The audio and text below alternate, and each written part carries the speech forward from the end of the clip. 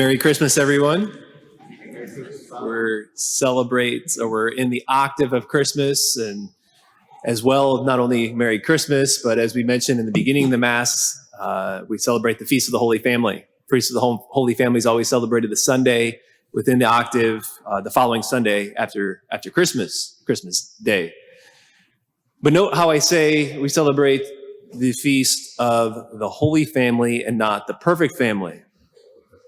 Which is interesting, right? Because if there was any family to be called perfect, it'd be this one. 2 out of the 3 members of the family knew no sin. Joseph was a righteous man, but he was still a sinner. So we don't call it the perfect family, call it the Holy Family. We also don't call it the perfect family because it was a family who also knew trials and challenges and distress. You probably misunderstandings, right? Remember, Jesus was left in the temple, right? And certainly during that chaotic time, there was probably some sort of maybe misunderstanding between some members in the family, something like just stuff going on. And I think it's just important for us to have on the forefront of our mind when we look at today and we look at what the Lord might want us to glean from celebrating the Feast of the Holy Family, because every family has their issues. Every family has rifts and messiness and drama. And we all know that because every single one of us here, we all come and are part of a family. Like even priests, right? I was in the kindergarten class a couple years ago. I remember we were talking about this. Everybody comes from a family, and a kindergarten raised their hand and said, well, what about priests though? You know, as if like priests are dropped off by a carrier pigeon or something and landed on the doorstep. So as we look at our readings, drawing from our readings, I want to just look at 2 things for us to think about family life, and that is resisting the culture of disrespect, and secondly, resisting being dissatisfied. So first, resist the culture of disrespect. You may ask, well, Father Mark, what's the culture of disrespect? And to answer that, I want to use Dr. Leonard Lacks, who is he's an author and he's a family physician, and he wrote an article some time ago in the Wall Street Journal explaining in his office as a family physician of a scenario that took place in his office between a mom and her son. He writes, he says, Kyle, who is the son, Kyle was absorbed in a video game on his cell phone. So I asked his mom, how long has Kyle had a stomach ache? Mom said, I'm thinking it's been about 2 days. Then Kyle replied, shut up, Mom. You don't know what you're talking about. And he gave a snorty laugh without looking up from his video game. Kyle was 10 years old. He goes on in the article and says, I've been a physician for 29 years. This sort of language and behavior from a 10-year-old was very rare in the 1980s and 90s. It would have been unusual a decade ago. It is common today in my office. America's children are immersed in a culture of disrespect toward parents, toward teachers, and toward one another. They learn it from television, even on the Disney Channel, where parents are portrayed as clueless, out of touch, or absent. They learn it from celebrities or the internet. They learn it from social media. They teach it to one another. They wear t-shirts emblazoned with slogans like, I'm not shy, I just don't like you. That's the culture of disrespect. We all know that. I think we feel it. Contrast that with the scriptures, our readings today. Contrast that with the Bible. The book of Sirach, we heard in chapter 3, says, God sets a father over his children. A mother's authority he confirms over her sons. Whoever honors his father and atones for sins and preserves himself from them. St. Paul in Colossians, we heard in our second reading, says, children, obey your parents in everything, for this is pleasing to the Lord. So children here this morning, if you are disobedient to your parents, if you don't obey them, it is a serious sin. Like, unless they're asking you to do something immoral and is going against your conscience, it is a serious sin. So if your parents ask you or say, I want you home by 11, 10 more minutes, I only want 10 more minutes on the video game and then turn it off. I don't want you to have this phone, or I don't want you to have this app. It's helpful to remember, okay, just remembering they're saying these things, they're asking me this because they love me. But we're called to obey our parents. Now, the Catechism makes it really clear, like when we become adults, we don't have to obey our parents when we become adults, but we still have to show them honor and respect. So that goes for us for all, like even as we get older, we as we become adults, we no longer have to obey our parents, but we still owe them, and they are due honor and respect. The fourth commandment is honor your mother and father. That doesn't cease with age. And to know that the fourth commandment is a commandment concerning justice. You maybe say, well, Father Mark, you don't know my parents. Like you don't know my parents. And in all seriousness with that, like because no parents are perfect, like we deal with things because of our parents.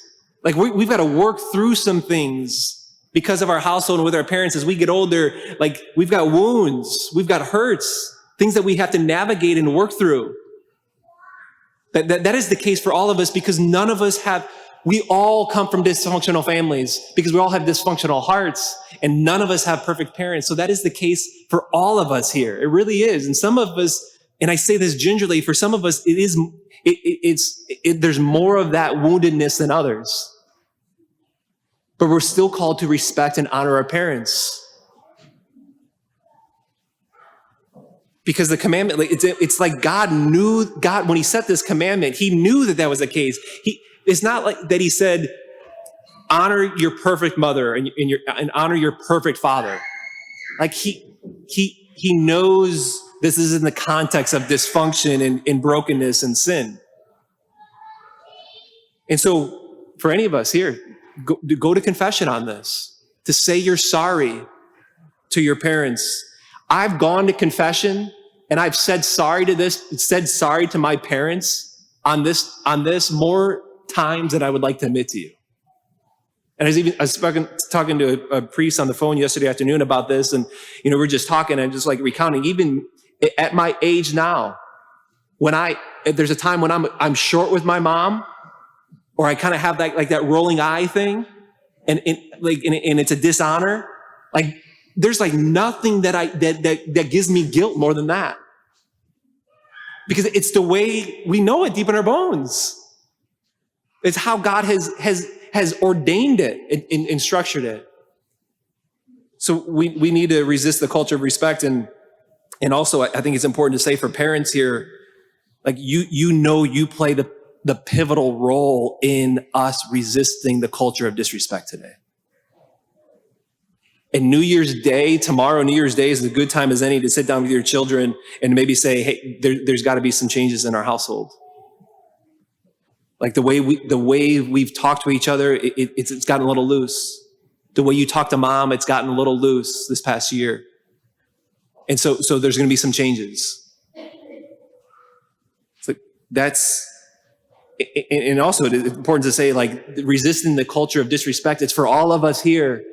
Even those of us that don't have kids, or kids are grown, or like myself that don't have kids, it's part of all of us that to resist the culture of disrespect. What does Paul say again in Colossians? He says, put on as God's chosen ones. Who's that? That's all of us. All of us here. Put on as God's chosen ones what? Heartfelt compassion, kindness, humility, gentleness, patience, bearing with one another and forgiving one another. Bearing with one another. What is that? It's my imperfect sibling, my imperfect parents, my imperfect child. What do I have to do? I've got to bear that. I've got to bear one another. I've got to bear all that imperfection, and then forgive, which we know can be incredibly difficult. But we've got to resist the culture of disrespect. Secondly, is guard against being dissatisfied with family life. It's interesting. It's almost like a throwaway 2 verses in our gospel. It's almost like a postscript. You got this long narrative of the presentation of Jesus, Mary, Joseph going to Jerusalem. And then the last 2 verses says, when they had fulfilled all of the prescriptions of the law, they returned to their town of Nazareth, where Jesus grew in wisdom and strength. A couple verses later mentions how they returned back to Jerusalem. And that's when, Jesus at 12 years old got left behind. But listen, it's important to know or to realize and to recall that other than that, the most followed person in the history of the universe, the most followed person, we know nothing about from when he was 40 days old to when he was 30 years old, other than that one time when he was 12 and it was filled with commotion and drama. Other than 40 days old to 30 years old, we know nothing about his life other than the fact that he was just simply, ordinarily in a house, in a home with family. And there's something beautiful about the hiddenness of that it was just so ordinary and so mundane that it didn't even get in the scriptures. And the point with this is there is an increased temptation in our modern time as moderns to be dissatisfied with family life, to be dissatisfied with family meals, to be dissatisfied with our spouse, to be dissatisfied with our siblings, to be dissatisfied with raising children. And the evil one wins when we become dissatisfied with family life. And, you can see it playing out in many different ways. I've preached on it a number of times here already, but playing it out, even a more recent poll that found that 40% of American young adults say that marriage has outlived its usefulness. 40% of American young adults say that marriage has outlived its usefulness. And so they're not getting married.